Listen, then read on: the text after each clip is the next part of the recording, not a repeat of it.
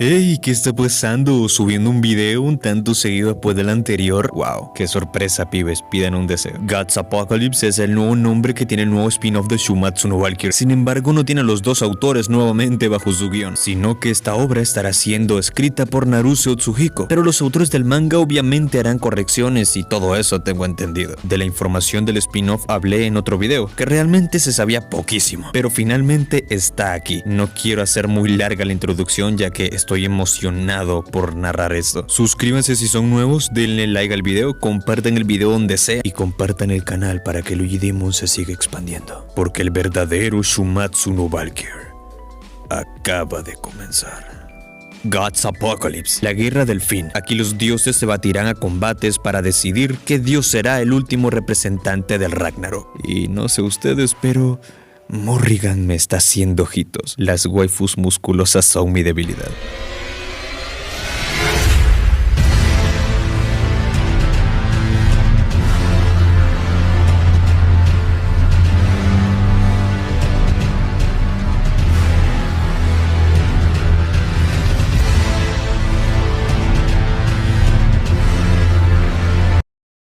Esta historia empieza cronológicamente justo cuando el Ragnarok dio inicio y Brunhild se marchó a buscar a los representantes de la humanidad. El reino de los dioses tiembla en el acalorado Consejo del Valhalla, el lugar donde se decidió por última vez si la humanidad ha de sobrevivir. A la sombra de un brillante mito, tuvo lugar un apocalipsis del que nadie habló. En el consejo, Zeus celebraba con su brazo de las pajas como el Ragnarok ha iniciado. Y de paso nos vuelven a confirmar que el color canon de Odín es este y no la basura que vimos en el anime. En otro lugar del consejo se encuentra un misterioso hombre escuchando los gritos de Zeus. Se queja de esos malditos vejestorios y sus escándalos estúpidos de siempre. Lo llama bastardo y se preocupa que si se supone que si acaso dioses como Zeus tienen algo de grandeza. Tiempo después de la asamblea de la supervivencia de la humanidad, Zeus le habla a todo el mundo pues estaban ahí reunidos para una única razón: para anunciar a los dioses que los representarán en el Ragnarok. Todos ahí gritan que quieren salir a partirse la jeta, pero entre los dioses ahí reunidos estaba uno corpulento y rodeado de put, diciéndole a Zeus que cuando piensa en lo que está pasando, ¿cómo se atrevió a llamarlo para un asunto tan ridículo como este? Este dios no es otro más que el dios del sol, Ra-Hoor-Khuit, de Egipto. En otro lado del consejo se encuentra una mommy musculosa como las que me gustan, diciéndole a Zeus que para exagerar de esa manera sobre quién va a salir, ni que fuera algo que no supieran todos ya. Esta mamacita es la diosa más fuerte, Morrigan, de la mitología celta. Unos dioses con pinta de malandros estaban ahí reunidos. Le preguntan a otro que si no quiere mirar ya que están a punto de hacer el anuncio. Su amigo, mientras tenía una revista porno en su cara, dice que no le interesa. Los otros dioses pensaban en que claramente no los iban a elegir porque no iban a vender tanto como la lista principal. Pues Zeus alza la voz y grita que ellos son los elegidos para representar a los dioses en el Ragnarok. Los dioses ahí reunidos se preguntan que quiénes eran y estaban ansiosos por saberlo. Zeus baila y la lista se revela sobre él, dejando sorprendidos a todos los dioses. Ra, regálame a esa dos esclavas, no te cuesta nada, Ra, va. Muchos se quejan de que sus nombres no están en la lista, pues la lista de los dioses para el Ragnarok es Buda, Loki, Apolo, Poseidón, Susano no Mikoto, Hércules, Thor, Bishamonten, Anubis, Odín, Shiva y Belzebú. Una voz acompañada de una silueta se hace presente en el consejo preguntando que si esto es acaso una clase de error, ya que no ve su nombre en la lista. Este dios de dos caras es el dios supremo del zoroastrismo, Ahura Mazda, de la antigua Persia. Zeus lo pone emputado diciéndole que no está en la lista. Qué cabrón. La ira de Ra, Morrigan y la de Ahura Mazda se hacen presentes en el lugar, pues este último le grita a Zeus que si acaso no estará insinuando que todos ellos son inferiores a esos de la lista. Zeus grita mientras dice que puede sentir una sed de sangre de todos ellos, pero les dice que teme que la están dirigiendo a la persona equivocada. Morrigan le dice que no diga estupideces. A todos ellos les da absolutamente igual los motivos que pueda tener, pero justo enfrente de sus ojos algo la detiene. Era un largo bastón extendido desde alguien que estaba más arriba. Mami Morrigan le grita que si busca pelea, pero quien la había detenido le dice que es imposible dormir con tanto ruido. Lo mismo va para los demás, porque no se relajan ni prestan atención. Este dios es Kitan Dasheng, a.k.a. Sun Wukong. Y aquí les explico. Kitan Dasheng o Senten Taisei en japonés es un título que Wukong se puso a sí mismo cuando intentó que lo respetaran en los cielos. Significa el gran sabio que iguala a los cielos. Él dice que en las reglas del Ragnarok pone que debe haber una batalla de 13 contra 13, pero en esa lista solo hay 12 nombres. Zeus se burla de Wukong, pues no se imagina al antiguo Sun Wukong diciéndole a los demás que se relajen. No cabe duda de que se había vuelto más tranquilo. Sun Wukong se emperra y le dice al viejo que no le hable como si lo conociera, preguntándole que qué es lo que está planeando. Zeus le dice que esto es una fiesta y que no es necesario que planee algo. Les pide que no se enfaden tanto, él solo quiere que esta fiesta para ellos esté lo suficientemente bien preparada. Eso es todo.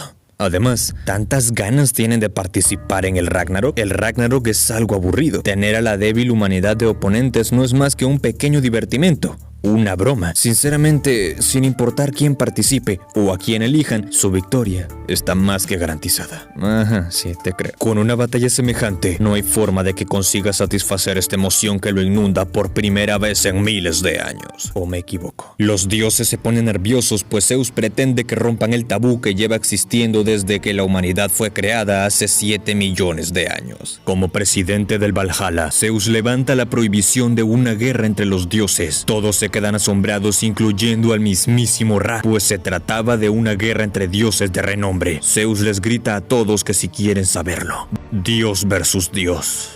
Si nos enfrentamos en serio, ¿quién diablo sería el más fuerte?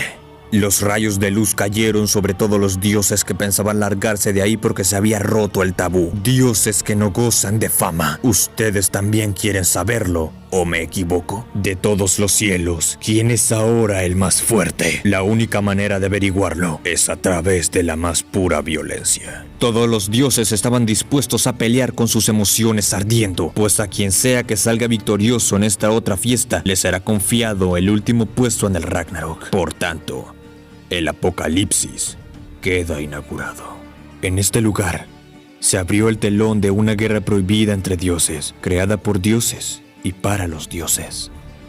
Zeus, Hermes y Ares se encuentran caminando. Hermes menciona que esto es algo verdaderamente propio de Zeus, elogiándolo porque ha tenido una idea realmente maravillosa. Pero le pregunta a su padre que si de verdad le parece bien que las cosas hayan acabado de esta manera. Zeus se ríe y le dice que no se preocupe. ¿No te fijaste en la emoción que había en esa sala? Todos estaban de acuerdo. Ares le dice que también está de acuerdo. En cuanto a nuestros 12 representantes en el Ragnarok, si lo que buscan es erradicar a la humanidad, no se le ocurre a nadie mejor que ellos. Pero es justamente por eso que Hermes lo interrumpe y le dice que sí, los dioses que no fueron elegidos para el Ragnarok, no, los que no pudieron ser elegidos son seres considerados peligrosos incluso entre ellos, los dioses. De ellos se ha dicho que son imparables, intocables, insondables. Se les conoce como los dioses exteriores. Ahora que el tabú se ha levantado, estos dioses exteriores se van a enfrentar los unos a los otros. Esta otra fiesta es verdaderamente impredecible. Este torneo podría acabar decidiendo el destino de los cielos, incluso más que el Ragnarok. Por eso mismo a Hermes le resultaba tan interesante, pero en ese momento, hablando del rey de Roma, un negro se les asoma. ¿Era así el dicho?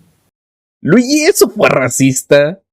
Ra llega totalmente molesto y le dice a Zeus que si no le parece que ya se ha burlado lo suficiente de él.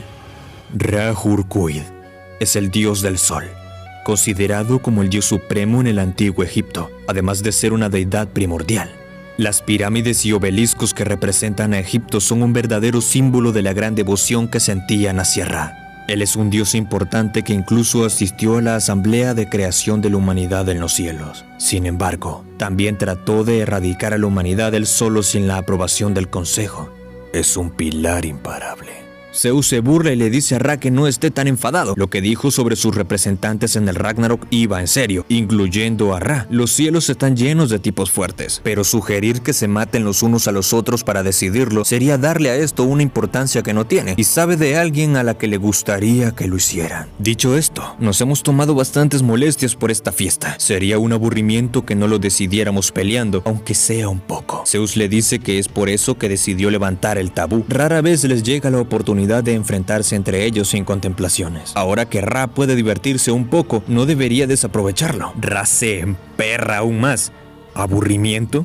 ¿Interesante? ¿Divertirme? ¿Desde cuándo los cielos se han convertido en tu patio de juegos? La presión de Ra hizo temblar a los tres dioses. Ares se acerca porque parece que hubo un malentendido entre ellos, pero se caga de miedo cuando Ra le dice: estúpido, ¿quién te ha dado el permiso para acercarte a mí? Ares siente una presión tan fuerte que lo hace sentir semejante calor y sequedad. Es como si hubiera sido arrojado a un desierto en un instante. Así que este es el dios del sol, Ra. Él jamás permitiría que un dios corriente lo rozara tan siquiera. Ra le dice a Zeus que es un naco. Haber organizado este torneo es un sinsentido. El único resultado posible es su total y absoluta victoria. Ya la mufó, el negro de mierda. Zeus le dice que parece que no lo entiende. Después de todo, jugar y divertirnos siempre que queramos es el privilegio de los dioses, nuestra esencia. El viejito le dice a Ra que necesita tener la mente más abierta. ¿Cómo esperas divertirte como un dios que eres si no? Hermes de sapo y tirando mierda le dice a Zeus que provocar a alguien como él de esa manera es... Pero Ra no se deja pendejear por Zeus y le dice: en ese caso, ¿por qué no cierro esa mente tan abierta tuya? Te perdono por todo, padre Ra. Cuando hay papeo, hay papeo. Los dos dioses se encaran de forma monstruosa, desprendiendo un aura titánica, pero el ladrido de un perro los detiene. Era el joven que habíamos visto antes, que estaba jugando con un perro llamado Geis, y se empieza a burlar de los que estaban de hablar. Ra le dice que se pierda. No tiene ni la más remota idea de quién es o de dónde ha salido. ¿Pero acaso quiere que los haga cenizas a él y a esa patética forma de vida inferior? Hey, Ra, con el perro no, ¿eh? El chico se levanta y se dirige hacia ellos. Le dice a Ra que si no cree que ya va siendo hora de que se quite del medio, pues tiene algo que discutir con ese abuelo de ahí. Zeus se ríe y Ra se emputa aún más, pero Zeus le dice que lo escucha. Zeus le dice al mocoso que si también está interesado en participar en el torneo. El chico le dice que algo así. ¿Qué es lo que querías preguntar? El chico le dice que, bueno, tampoco es nada del otro mundo, pero si gano, ¿me puedo quedar con tu trono? Tremendo alucín. Zeus se ríe por tremenda alucinada. Ra se empieza a reír más fuerte. Le pregunta a Zeus que si acaso al mocoso no le falta algo de razón con su chiste. El viejo le pregunta a Ra que qué se refiere con eso. Ra le dice que por una vez ha de darle la razón en algo. A la larga, el Ragnarok no es nada más que un pequeño juego con los humanos como rivales, una especie de divertida batalla ganada. En cambio, el apocalipsis se tornará en una batalla feroz. Los que se enfrentan son dioses. Después de todo, además, tratándose de un torneo, el ganador debería recibir una recompensa adecuada, ¿no te parece? Ra continúa y le dice a Zeus que para eso él sería lo más adecuado. ¿Entiendes a lo que me refiero, verdad? Zeus le dice que le ha dado donde le duele, así que un puesto en el Ragnarok no es recompensa suficiente. ¿Qué se le va a hacer? Tocó a los dos que tenía enfrente y les dijo que de momento, ¿por qué no se enfrentan en el primer combate? Aquello deja sorprendidos a los dos dioses y les dice que él también les dirá una cosa. Tras semejante declaración, deben asumir una cantidad adecuada de responsabilidad. Y Zeus se los papea al decirles que de momento necesita una prueba. ¿De verdad tienen la fuerza necesaria como para fundamentar sus palabras? Se va mientras les dice que cuando puedan demostrárselo, entonces preparará una recompensa adecuada. Vaya papeada. En la catedral del Valhalla,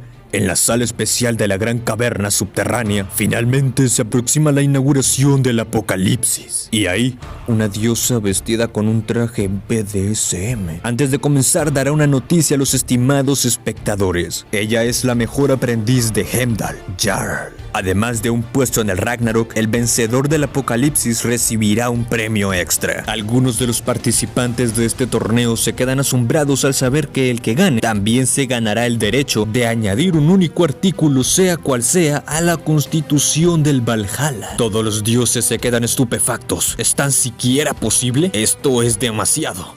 La constitución del Valhalla. Para que todos los dioses de todas las eras y de todos los países puedan coexistir en los cielos, se establecieron una serie de reglas absolutas que incluso los dioses deben obedecer, siendo esto lo único que todos comparten. Esta es una recompensa otorgada por el propio Consejo del Valhalla, por lo que será garantizado como un derecho oficial y legítimo. Llamarlo premio extra es quedarse corto, y los dioses lloran como cuando Sasaki ganó en Shumatsu, diciendo que hay un claro favoritismo. En las gradas se encuentra Shiva, que dice que, que podrá crear sus propias reglas para los cielos. ¡Qué envidia! Varna le dice que de igual forma sería un gran problema que ganara uno de esos dioses exteriores, ¿no? Vishnu le da la razón y Brahma dice que esto es un cebo para atraer a los más fuertes y peligrosos de entre todos los dioses exteriores. Tras pasar por una estricta revisión preliminar, ellos encarnan el caos y las más malvadas ambiciones de toda la historia de los cielos. He aquí a los participantes del apocalipsis. En la primera ronda tendremos 8 combates con 16 peleadores. En la primera pelea de la primera ronda tenemos a Ra-Hoor-Khuit versus Kukulkan. En la segunda pelea tenemos a Kitan Dashen, Sun Wukong, versus Prometeo. Tercera pelea, Susaku versus Indra. Cuarta pelea, Nesha versus Mami Waifu Musculosa Morrigan.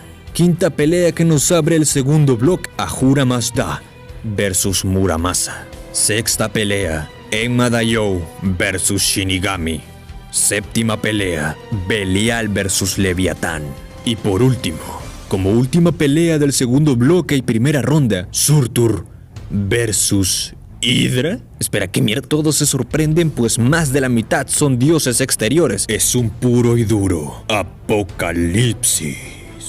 Zeus se encontraba en un palco del lugar a punto de observar el torneo. Hermes dice que todos parecen estar muy entusiasmados. Ares le dice que por supuesto, pues los cielos van a temblar de gran manera en función del resultado. Zeus nos cuenta que hace mucho tiempo dominó la titanomaquia y desde ese entonces lo han llamado el dios padre del cosmos y el dios de dioses. Si puede experimentar la misma pasión que en aquel momento, no. Si pudiera ver una emoción que incluso la supera, no le importa lo que le pueda pasar a los cielos. Tranquilo, Zeus, el destino te aguarda la mejor fucking pelea de tu vida. Entonces, sin más dilación, que entren los participantes del primer combate.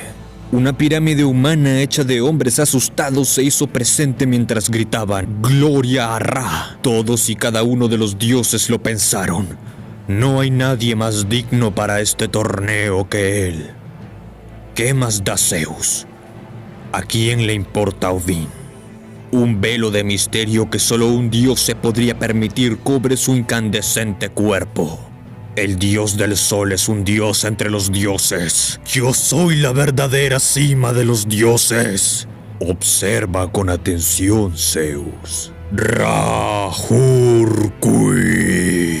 No te pierdas el momento en el que le demuestre a todos en los cielos quién es el más digno de ser el verdadero rey. Los gritos del público se hicieron presentes mientras que en uno de los pasillos aquel chico alucín de antes jugaba con su perro y le dice que es imposible que pierda contra un bastardo dorado como él. Ahora su oponente, quien sorprendentemente es un semidios. Todos los dioses se quedaron sorprendidos, que es mitad humano. Aquel chico entró sonriendo y cargando una enorme raíz que parecían envolver algo. Todos se preguntaron que qué es eso que tiene ahí, ¿un tronco? ¿Un garrote? De igual forma, ¿quién mierda es él? ¿No es un sucio mocoso? Y le gritaron que si estaba de su lado, ¿o acaso estás del lado de la humanidad? Nació sin ser deseado y sostuvo una espada sin que nadie lo deseara. Él es un solitario guerrero híbrido. ¿Su estilo de vida fue el de un noble caballero o acaso el de un berserker de extremado al salvajismo? Él es el semidios guerrero Kukulkan. Kukulkan. Él es un héroe mitad dios y mitad humano de la mitología celta. Se decía que su apariencia era la de un hermoso joven. Sin embargo, se cuenta que cuando entraba en batalla, se transformaba en un monstruo similar a un demonio. Él es uno de los dioses exteriores. Por su historial recibió el apelativo de incontrolable. Kukulkan, siempre de alucín, se alegra de que otra vez lo presentan de forma tan exagerada. Me temo que todo ese tema de ser dios o humano no podría importarme menos. Yo soy yo. Simplemente me dedico a hacer lo que quiera cuando quiera. Si lo has entendido. Entonces empecemos con esto de una vez, viejo. Ra se molestó por el sucio semidios. Pensaba hacerlo cenizas con su calor abrasador. Pero Kukulkan lo retó con una carcajada diciéndole que no lo había escuchado bien. Apocalipsis. El primer combate de la primera ronda comienza.